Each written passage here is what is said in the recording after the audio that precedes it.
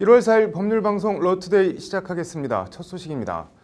검찰이 오늘 박근혜 전 대통령을 국정원 특활비 36억 5천만 원을 뇌물로 받은 혐의로 추가 기소했습니다. 검찰은 박 전 대통령이 받은 돈의 사용처까지 자세하게 공개했습니다. 혹시나 했는데 역시나 최순실이라는 이름 석자가 여지없이 튀어나왔습니다. 석대성 기자입니다. 서울중앙지검이 오늘 공개한 최순실 씨의 메모입니다. 청와대를 의미하는 BH라는 약자와 J, 리, 안이라는 알파벳이 눈에 띕니다. 알파벳 이니셜은 박 전 대통령의 이른바 문고리 3인방을 가리킵니다. J는 정호성 전 비서관, 리는 이재만 전 비서관, 안은 안봉근 전 비서관입니다. J 옆에 쓰인 13은 2013년, 그 옆에 숫자는 3천만 원, 나머지 숫자들도 이런 의미입니다. 남은 6억 1,200만 원은 킵, 즉 보관이라고 써놨습니다. 이 메모는 박 전 대통령이 받은 국정원 특수활동비 집행 내역의 일부로 검찰은 메모 작성자가 최순실 씨라고 밝혔습니다. 검찰 설명대로라면 박 전 대통령이 받은 국정원 특수활동비를 최순실 씨가 집사처럼 썼다는 얘기입니다. 검찰이 파악한 박 전 대통령의 국정원 특수활동비 수수 액수는 36억 5천만 원에 달합니다. 검찰은 박 전 대통령이 이 돈을 거의 대부분 개인적 용도로 사용한 것으로 보고 있습니다. 검찰 조사 결과에 따르면 박 전 대통령이 받은 국정원 특활비 가운데 3억 6,500만 원은 최순실 씨와 연락을 위한 차명폰 구입 및 요금 납부, 그리고 소위 기치료와 주사비용, 운동치료, 또 삼성동 사저관리비 등 개인적 용도에 썼습니다. 검찰이 파악한 차명폰만 무려 51대에 이릅니다. 검찰은 또 이재만, 안봉근, 정우성, 문고리 3인방에게 매달 300만 원에서 800만 원씩 활동비를 주고 명절이나 휴가비로 준 3억 7천만 원까지 이들의 관리비로 9억 7,600만 원이 쓰였다고 밝혔습니다. 또 최순실 씨가 관리한 대통령 전용 의상실 운영 비용으로 6억 9천여만 원이 사용된 것으로 검찰은 추정했습니다. 검찰은 의상실 운영비와 관련해 이재만 전 비서관 등으로부터 박 전 대통령의 지시로 최순실 씨 운전사에게 현금이든 쇼핑백을 전달했다는 진술을 확보했습니다. 검찰은 다만 박 전 대통령과 최순실 씨의 조사 거부로 최 씨에게 국정원 자금이 정확하게 얼마나 건너갔는지는 확인하지 못했다고 밝혔습니다.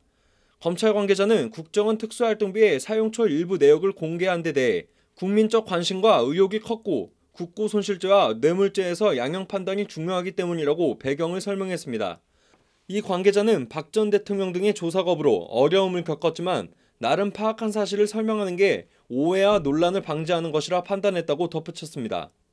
검찰은 박 전 대통령 추가 기소에 이어 조윤선 전 정무수석과 오늘 새벽 구속영장이 발부된 최경환 의원 등 국정원 특수활동비 관련 피의자들을 순차적으로 기소할 계획입니다. 최순실 국정농단에 대해 그동안 몰랐다거나 나도 속았다는 게 박 전 대통령의 대응이었습니다. 국정원 특수활동비를 상납받고 사적으로 사용한 혐의로 추가 기소된 박 전 대통령이 이제 이런 항변을 계속하기는 힘들 것으로 보입니다. 법률방송 석대성입니다. 검찰은 오늘 국정농단 관련 직무유기 혐의 등으로 재판을 받고 있는 우병우 전 청와대 민정수석도 공직자와 민간인 불법 사찰 혐의로 추가 기소했습니다. 이 소식은 박현영 기자가 전해드립니다. 서울중앙지검 국정원 수사팀은 오늘 우병우 전 수석을 직권남용 권리행사 방해 혐의로 추가 기소했습니다. 우 전 수석은 민정수석으로 있으면서 자신에 대한 이석수 특별감찰관의 내사를 무력화시키기 위해 국정원의 이석수 특별감찰관에 대한 불법 사찰을 지시한 혐의를 받고 있습니다. 우 전 수석은 자신에 대한 특별감찰 진행 상황과 특별감찰관식 내부 분위기, 이석수 특별감찰관의 개인적 친교관계까지 보고받은 것으로 검찰은 보고 있습니다. 우정우 전 수석은 이외에도 조희연 서울시 교육감 등 진보 성향 교육감들과 김진선 전 평창 동계올림픽 조직위원장, 박민권 전 문체부 차관 등 문체부 간부들을 비롯한 공직자는 물론 문학의 블랙리스트 운용 상황을 보고받는 등 민간인에 대한 사찰도 지시한 혐의를 받고 있습니다. 검찰은 우 전 수석이 받은 불법 사찰 정보는 대공, 방첩, 대테러 등 국정원의 직무 범위와 무관한 것으로 전형적인 직권남용이라고 강조했습니다. 검찰은 특히 자신에 대한 특별감찰 방해와 무력화 강행은 국정원이란 정보기관을 전적으로 개인 이익을 위해 동원한 것이라고 날을 세웠습니다. 자신에 대한 2차례 구속영장을 기각시켰던 우 전 수석은 검찰의 3번째 영장 청구 끝에 지난해 12월 15일 결국 구속됐습니다. 민정수석으로 있으면서 자신에 대한 특별 감찰을 무력화시켰던 우병우 전 수석. 그때 휘둘렀던 그 권력이 지금은 직권남용이라는 부메랑이 되어 구속과 추가 기소로 우 전 수석에게 돌아오고 있습니다. 법률방송 박현영입니다. 네, 승용차 사이드미러로 보행자를 치었지만 크게 다친 것 같지 않아서인지 아니면 아예 친 사실 자체를 몰랐던지 결과적으로 별다른 구호 조치를 하지 않고 현장을 그냥 이탈했습니다. 크게 다치지 않았다 해도 법적으로는 이른바 뺑소니에 해당합니다. 이 운전자는 기소돼 재판에 넘겨졌고 벌금형을 선고받았습니다. 더 큰 문제는 그 다음입니다. 오늘의 판결은 뺑소니 사고와 면허 취소 얘기입니다. 지난 2014년 9월 이모 씨는 사이드미러로 보행자를 치고 달아난 혐의로 기소돼 벌금 400만 원을 선고받고 면허가 취소됐습니다. 도로교통법 82조는 뺑소니 사고로 벌금형 이상의 처벌을 받아 운전면허가 취소된 경우 취소된 날로부터 이후 4년 동안 운전면허를 다시 취득하지 못하도록 규정하고 있습니다. 면허 취소 기간 1년이 끝나 운전면허를 다시 따기 위해 응시원서를 내려 했지만 도로교통공단이 해당 도로교통법 조항을 이유로 원서 접수를 거부하자 이 씨는 해당 조항이 직업의 자유와 행동의 자유를 침해해 위헌이라며 헌법 소원을 냈습니다.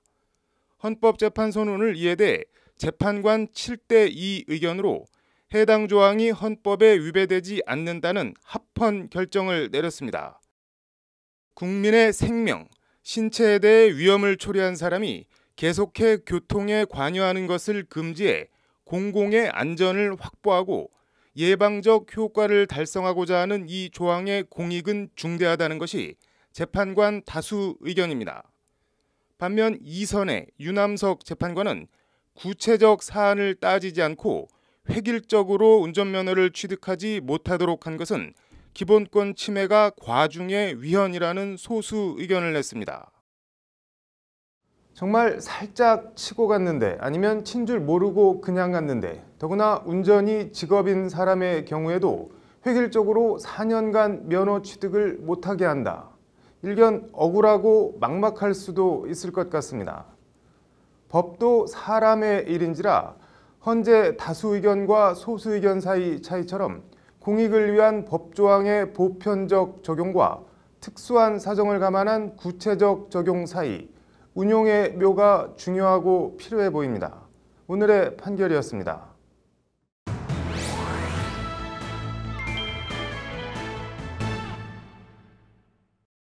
네, 김 변호사님, 어제 이어 그 화재 사망 광주 3남매 사건 얘기 좀 더 해볼게요. 4살, 2살, 15개월 아이들 어제 장례가 치러졌죠? 네, 빈소는 따로 마련하지 않고 장례를 치렀습니다. 경찰은 엄마인 정 씨의 심리적인 상태를 고려해서 이 장례 절차 사실을 엄마에게 말하지 않았는데요. 따라서 정작 엄마인 정 씨는 장례가 치러진 사실도 몰랐다고 합니다. 네, 아이들은 뭐 화장을 했다고 하는데 어제 화재 현장 검증도 했다고 하는데 뭐 실화 쪽으로 조사 결과가 나오고 있는 것 같아요. 네, 우선 방화라는 것에 대한 명확한 증거도 나오고 있지 않는 상태이고요. 또 평소에 엄마인 정 씨가 나름대로 열심히 노력을 해서 아이들을 키웠다는 주변 사람들의 증언이 나오고 있는 상황이어서 조사 결과가 실화 쪽으로 기울어지고 있다고 합니다. 네, 근데 엄마 나이가 이제 23살이던데 아이가 셋이나 되잖아요. 거기다 뭐 이혼까지 한 것 같고 뭐 히스토리가 좀 있을 것 같은데 어떤가요?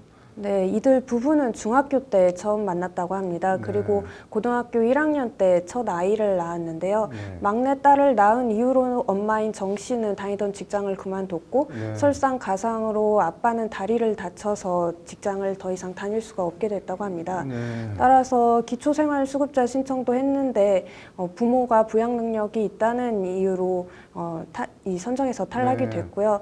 결국 이 12월 말에 이혼을 했다고 합니다. 네, 뭐 경찰과 감식반이 불난 집을 보니까 먹을 게 하나도 없었다고 하는데 뭐 그것도 안타까운 얘기인데 엄마 정 씨 지금은 구속돼 있죠? 네, 중과실치사죄 및 중실화죄 혐의로 구속영장이 발부됐습니다. 이 혐의대로라면 5년 이하의 금고 또는 2천만 원 이하의 벌금에 처해지게 됩니다. 네.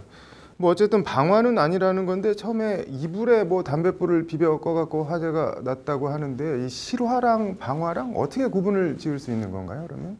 네, 간단하게 말해서 방화는 불을 내는 것에 대한 고의가 있는 경우인데요. 구체적으로 내가 이 건물을 어떤 방법으로라든지 이 건물에 불을 내겠다라는 그런 상황에 대한 인식과 그런 점에 대한 의사를 갖고 있는 경우를 말합니다. 반면 실화는 이런 의사나 인식 없이 과실, 즉 실수로 불을 낸 경우를 말합니다. 네.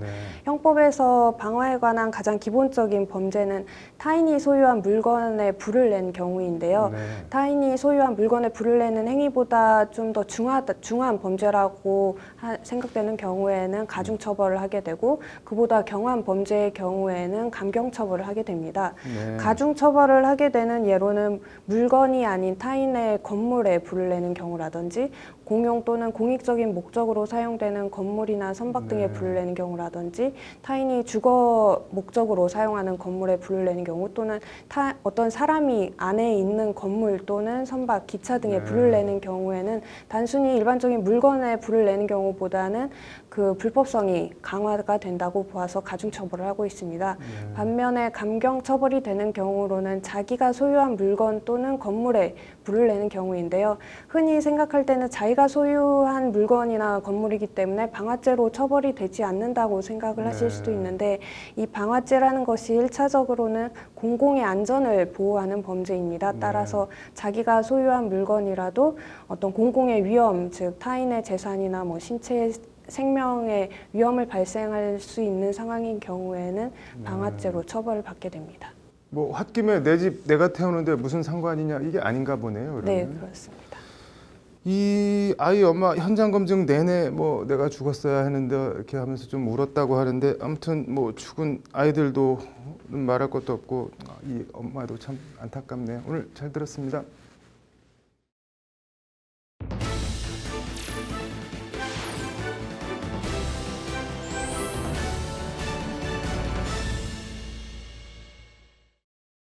네, 오늘 앵커 브리핑은 올해 36살, 검사 6년 차인 한 열혈 검사 이야기입니다. 수원지검 여성강력범죄 전담부 정성헌 검사가 그 주인공입니다. 정 검사는 지난해 7월 강제추행 혐의로 경찰이 기소 의견으로 송치한 A씨 사건을 넘겨받았습니다.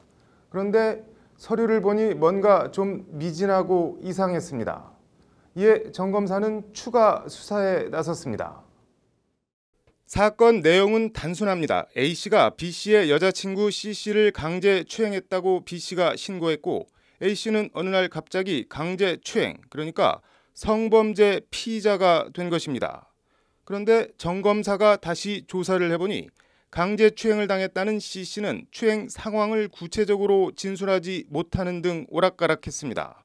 정 검사는 관련 휴대폰, 문자, 메시지 등을 찾아내 신고자 B씨를 추궁했고 B씨로부터 A씨가 자신을 폭행죄로 신고하자 상황을 모면하려 성추행범으로 허위 신고했다는 자백을 받아냈습니다. 정 검사는 B씨를 무고 혐의로 구속 기소했고 억울하게 성추행범으로 몰릴 뻔했던 A씨는 누명을 벗게 됐습니다. 정 검사는 또 어린이집에서 아동이 안면 골절상을 입은 사건과 관련해 경찰이 혐의 없음으로 송치한 사건을 다시 수사, 아동학대 혐의를 찾아내 관련자를 재판에 넘기기도 했습니다. 정 검사는 이 밖에도 고등학교 친구를 집단 성폭행한 뒤 몰래 사후 피임약까지 먹인 고등학생 4명을 구속 기소하는 등 지난해 3월에서 8월까지 6개월 사이에만 13명의 성폭력 사범을 구속해 재판에 넘겼습니다. 대검은 오늘 정성헌 검사를 이달의 형사부 검사로 선정했다고 밝혔습니다. 송치 사건에 대한 적극적인 수사로 성폭력 범행과 무고범행에 엄정 대응하고 성범죄자 누명을 쓴 사람의 억울함을 해소한 점을 높이 평가했다는 것이 대검의 선정 사유입니다. 꼭 상을 받기 위해 검사 생활을 하는 건 아닐 겁니다. 악을 척결하되 억울함이 없도록 하는 것. 신상 필벌의 규율을 세우되 가진 권한을 남용하지 않는 것, 사명감과 실력, 품성을 고루 갖춘 좋은 검사들을 많이 봤으면 하는 바람입니다. 직권남용 등 혐의로 구치소에 가 있는 소년급제 출신 어떤 전직 검사가 문득 떠올라 든 생각입니다. 앵커 브리핑이었습니다. 이어서 법조계 소식 전해드리겠습니다. 대법원은 소송 비용에 속하는 변호사 보수의 한도를 수정하는 내용의 변호사 보수의 소송 비용 산입에 관한 규칙 개정안을 오늘 입법 예고했습니다. 개정안에 따르면 민사소송에서 승소한 사람은 패소한 상대방으로부터 지급받을 수 있는 변호사 비용이 더 많아집니다. 예를 들어 소송 목적값 1억 원의 경우 기존에는 변호사 비용을 480만 원 받았지만 앞으로는 940만 원을 받을 수 있게 됩니다. 대검찰청은 오늘 이영학 여중생 살인사건 수사팀장을 맡았던 김효붕 서울북부지검 형사 2부장 등 5명을 2017년 하반기 우수 형사부장으로 선정했다고 밝혔습니다. 선정된 5명의 부장은 김효붕 부장검사와 김종범 서울동부지검 형사 2부장, 김욱준 대전지검 형사 1부장, 조용환 창원지검 형사 1부장, 김명수 전주지검 형사 1부장입니다. 대한변호사협회는 13일 변호사연수원에서 제232기 가사법 특별연수를 실시합니다. 변호사 의무연수 전문 8시간이 인정되며 수강 희망회원은 11일까지 변협 홈페이지에서 신청하면 됩니다.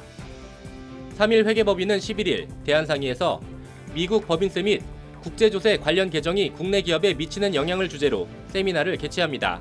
분야별 전문가 토론이 열리며 참가 신청은 3일 회계법인 홈페이지에서 하면 됩니다.